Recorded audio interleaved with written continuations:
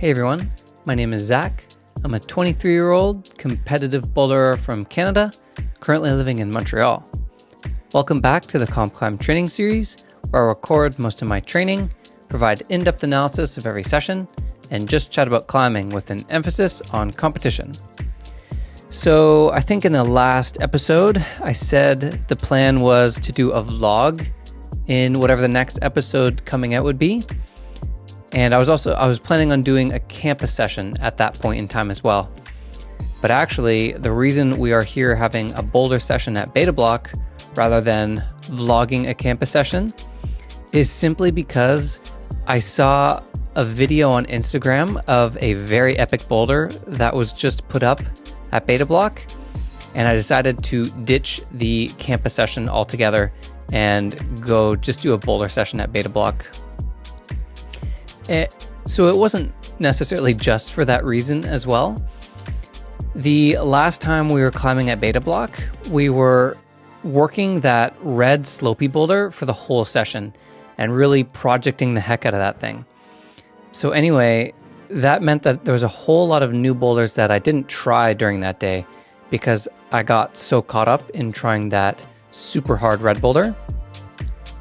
So I definitely wanted to make sure I came to Bloc before some of those sets started to cycle out, and I didn't want to miss out on any of the super epic looking boulders. So I knew I was going to have to climb at Bloc soon. So it all just worked out to ditch the campus session and come get on some 5-star boulders here at Bloc. And I am really glad that I decided to climb here today, because I think overall, throughout this whole session, I did 2 brand new climbing moves for myself that I'd never done before, and just like a lot of other high quality movements that are just good to practice on. And this is just like one session of climbing here at Bloc where all of this stuff happened. I definitely really always enjoy my boulder sessions here. And yeah, I'll also point out the boulder that I saw on Instagram that made me ditch my training and just come climb here when we get to it. But you'll probably be able to guess it for yourself when it flashes on the screen.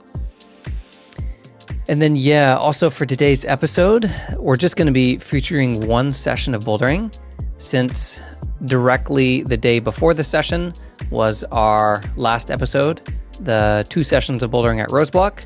So I end up just doing one really long session of climbing today, and I kind of go on a rampage and make use of a very high energy feeling day. Okay, so let's check this out here.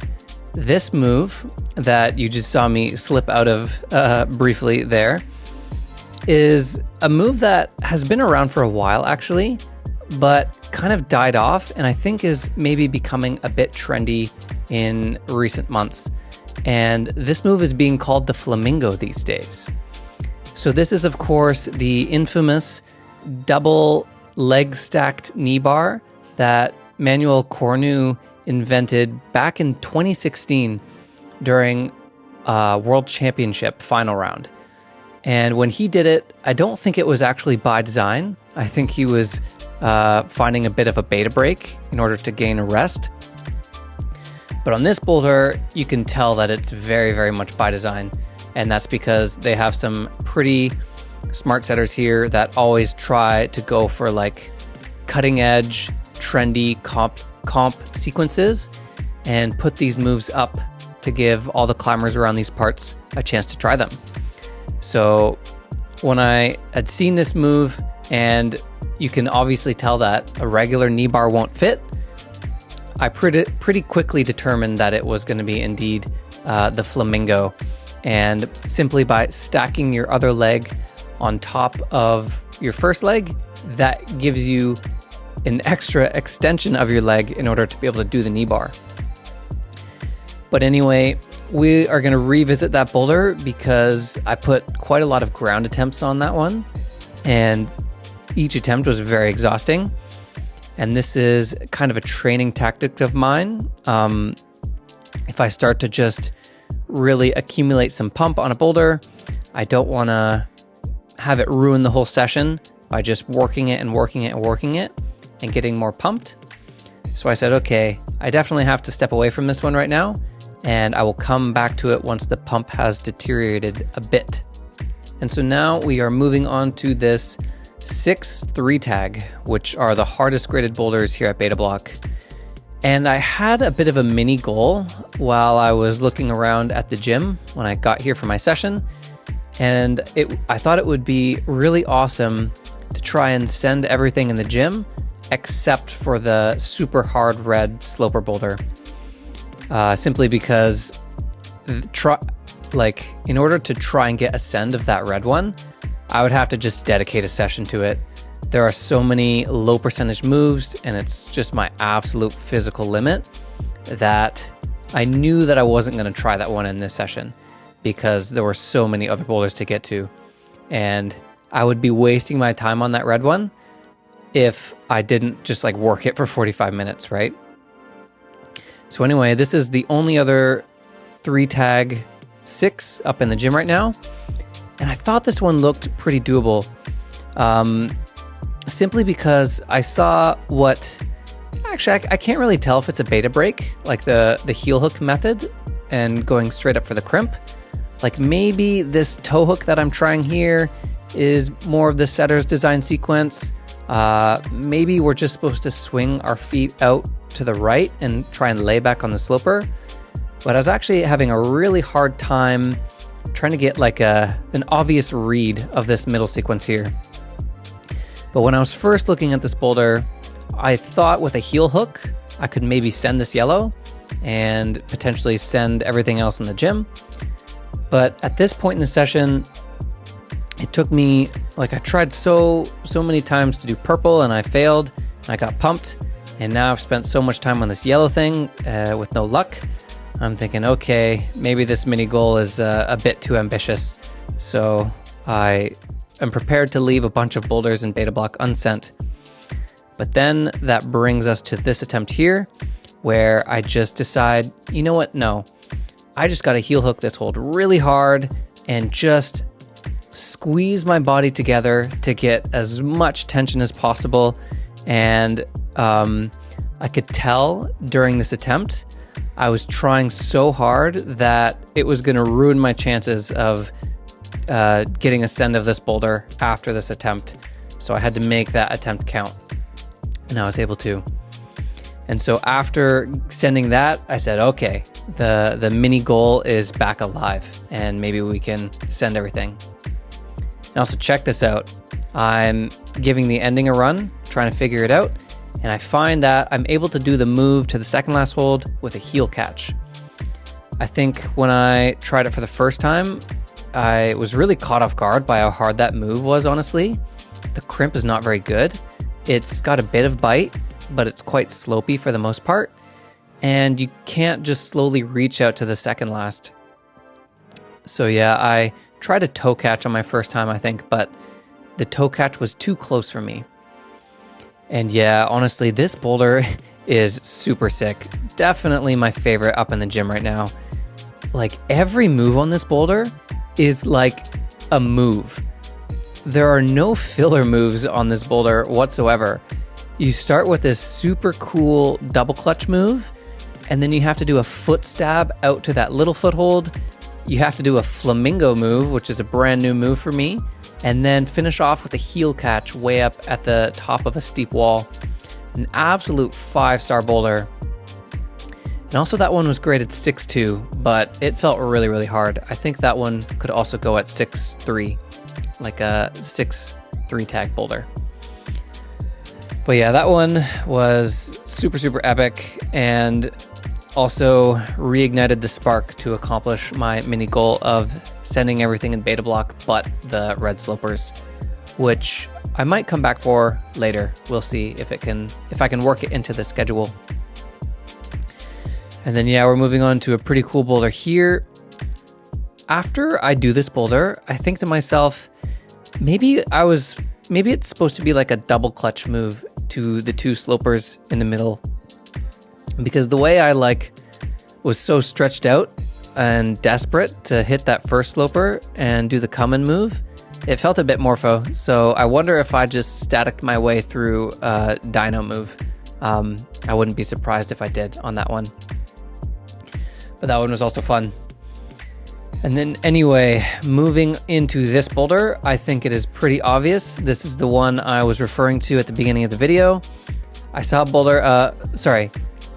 video on Instagram of this boulder being set, and this is what made me just want to come to the gym because I wanted to try this boulder. So not only is it sick and like really well set, but these holds are also, I think, brand new to Canada. This brand is Snap, and Beta Bloc is the first in Canada. I don't know, maybe in North America, but these are some new holds, and I wanted to come climb on them because they look super sick. And they're kind of like, they're like slopey jugs. They're definitely pretty good holds, but you have to be pretty careful as to how you use them because they're not so good. And then yeah, this boulder also, I guess, was set for some sort of event at Beta Bloc that they had the other night because it doesn't have a typical circuit tag. They set like what looks like 3 event boulders on this wall. This white one, the blue one, and the red one. And yeah, this was like the hardest of the 3, I guess. And in my opinion, it felt like it was about V9 or something. But yeah, climbing that thing was a whole lot of fun. Definitely worth the trip to Beta Bloc. That boulder was super fun. And so yeah, at this point in the session, I'm like fully determined to accomplish this mini goal, and I've got something to chase in this session, which is always nice. It almost feels like I'm in my own personal scramble format competition, and I always like training like this. Also, I think training like this, when I have these mini goals and all of a sudden the session turns into like my own personal scramble round, is kind of what I credit this really good comp season I'm coming off of for. Like, I had a lot of these sessions recently in Montreal in the past few months where I go into scramble competition mode and I employ all my tactics and basically try to optimize my session to send as many boulders as possible in the time frame, usually like an hour or an hour and a half. And practicing this a lot in training really helps me go do it on comp day. And yeah, this style of training, I think, really helped me have a good comp season because a lot of the formats of the events were scramble round qualifying. And in an event like the Vail North American Cup, the qualifying round is honestly like the hardest round to get through. And having good tactics for that round is important. And so yeah, let's tune into this boulder. This one's going to feature a pretty important tip of the day. So for today's tip of the day, I'm going to recycle one that I used quite a long time ago now. And this one is super important, especially for me specifically, and is kind of always at the forefront of my mind when I'm trying these coordination style comp boulders.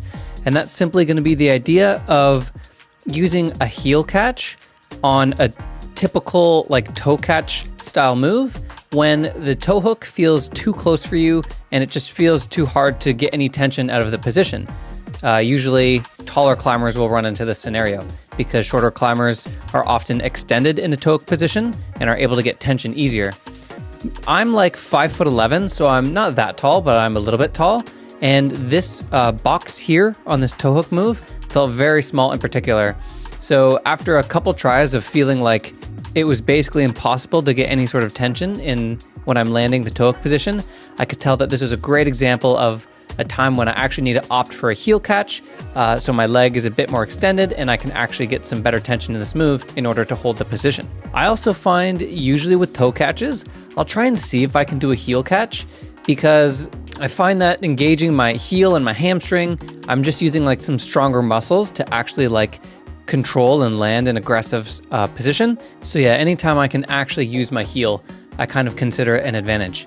And also, if you notice from earlier, we had to do the ending sequence of the big purple boulder with a heel catch. I think I put one attempt on it where I tried to do a toe catch, and it was the exact same sort of scenario. The toe is too close, and not only was I not able to get tension, but it took too long for my toe to actually arrive at the hold. Whereas you can really snap your heel in a lot faster, and that in itself can also be an advantage with these kinds of moves. Oftentimes you can get your heel to the hold faster than you can actually get your toe hook, especially if your leg is sort of like following you as you're going in a direction. Heel will get there faster than a toe. And then the last thing to note about this sort of situation, when we opt for a heel catch instead of a toe catch, I find in most cases, a little bit more precision is going to be necessary. So we sacrifice a bit of precision we sacrifice the lack of precision in exchange for some more power, some more strength, and some more tension. So it is actually more difficult for me to land my left heel on this heel catch here, because basically the surface area of the heel that I'm trying to catch on this hold isn't very big. Like my heel isn't a very long surface, whereas the top of my foot is much longer and makes it less precise to try and land the toe hook. So it's actually, I'm gonna miss the heel catch a lot more in these sort of scenarios, whereas I would actually hit my toe more often. But even if I hit my toe, I'm not gonna be sticking the move, right? So I have to opt for the higher precision method where I'm using the heel catch. So that's just another thing to note with these kinds of moves. But yeah, if you are a relatively tall climber, always assess your toe catch moves case by case and see if you can implement a heel catch instead to help spread your body out more and get some better tension. And yeah, I only put about like 2 attempts on the toe catch move, I think, before I could tell that it was like definitely meant to be a heel catch. And like I was saying in the tip of the day, it's a lot harder to snag the heel because you have to be quite a lot more precise to land it, but then it really pays off when it does land. And yeah, also at like I was saying with this mini goal, definitely the purple flamingo boulder and then the yellow sloper boulder were like the hardest 2 looking boulders of the session. So at this point, I'm like, okay, I think I can achieve this mini goal. All of the rest of the 6s left up in the gym they look pretty doable, and it looks like it's just gonna come down to if I can be smart enough to figure out the boulders, basically. And like that's also, I think, why these style of sessions are just really good as like a competitive boulderer, because not only am I training my mind to figure these boulders out fast, but I'm training my mind to figure out the boulders fast enough to like do them all in a time limit. And that's where like training like this really helps build a good intuition and like quick decision making and thinking on your feet, because I'm trying to send all of these as fast as possible to get as much variety in. But yeah, that last black boulder was also super sick. A fun heel catch at the beginning and then toe catch at the end. A nice superhero finish. And then check out this boulder. These volumes are very slippy and slopey. And this boulder is like the perfect example of why the flagships are my absolute favorite smearing shoe of all time.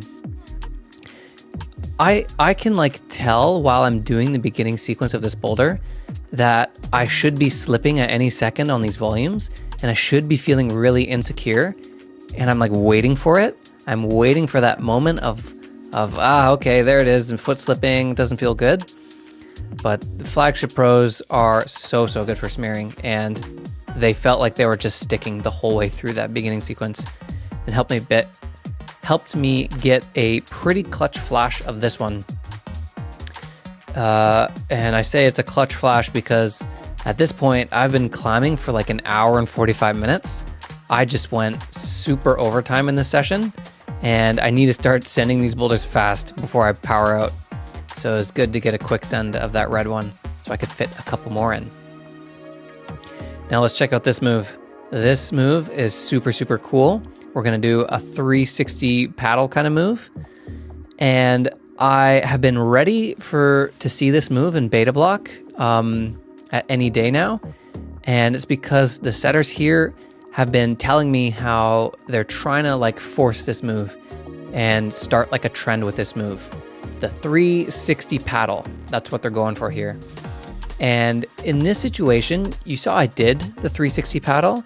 It definitely felt natural because the right hand becomes so bad once you hit the left that you want to like pendulum out of that position. I think in this situation, it wasn't forced. The left hand was too good that I could have taken a one-arm swing off it if I wanted to, but I just sort of naturally did the 360. But I actually think that set of that boulder had a great opportunity to have that move be forced. I think all they would have needed to do was rotate the left-hand pocket a little bit counterclockwise, so it's a bit of a side pull, and that way it's not flat and I can just take a swing off it.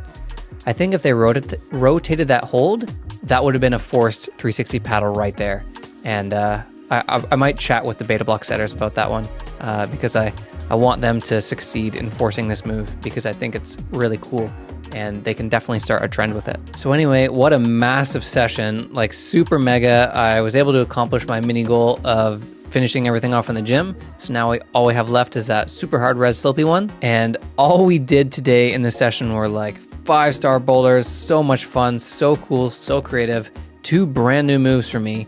360 paddle I'd never done before, and I hadn't done the flamingo move yet.